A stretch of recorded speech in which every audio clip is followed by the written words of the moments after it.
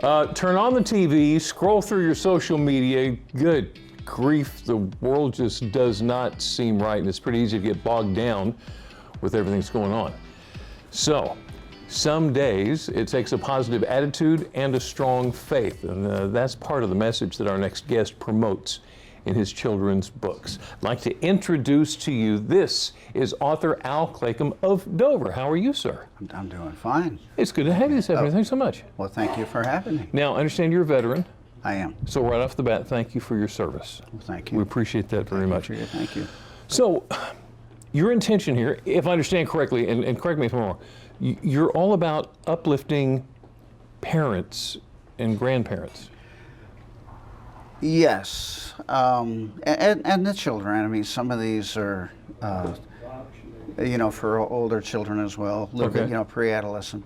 But basically, I just think that there's a lot of parents and grandparents that still want to kind of commit to raising their kids in an environment that's wholesome and faith-based, and there's just so much stuff out there. But I think whether it's a good bedtime story or just along the day, your kids are like sponges. They soak this stuff up, and they want, a lot of them do want to go back to wholesomeness and how things faith work. And inspiration. You have got 3 books there. I do. Which one was your first one? Because I understand that you used a lot of your personal experiences when it came to writing your first one. 100%, and I really did. And this is called and I have to.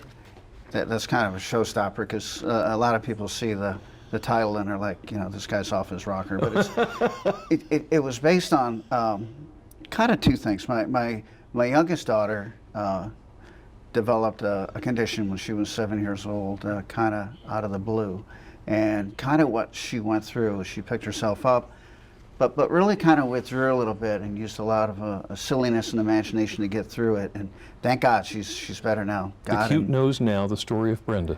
And it's like a lot of silly words that I've always used over the years. But basically, it's a silly title about a serious condition for anybody that's going through like that, and just how she basically develops within herself. First and foremost, she became her own best friend.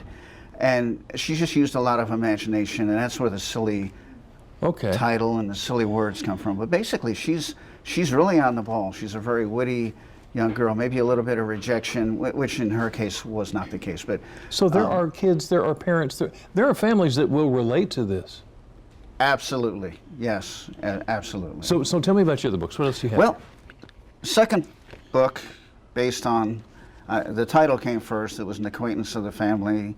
She loved the moon, and I sat down and I wrote this, and it's called Misleys Moon. Misleys Moon. It's about family. It's about trusting what your parents tell you. It's about having faith in things sometimes you can't always see. And in this case, Misleys a 5-year-old. That's hard. If you can't put your hands on it as a child, maybe you have to convince them that it's still there. And in the end, it does mention Jesus, and it is about faith and just so faith it's faith-based as well. It is faith-based. So tell me about your third one. What is so this one? Now, this was my first self-published venture.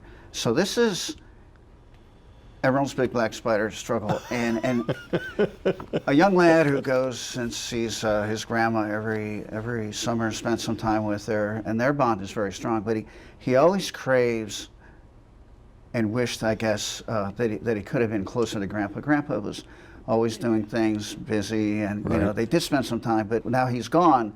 So is it possible for him to still somehow get a connection with Grandpa? He's been gone for about 3 years. These are wholesome books, and they've even been called kind of nostalgic. And they're out there.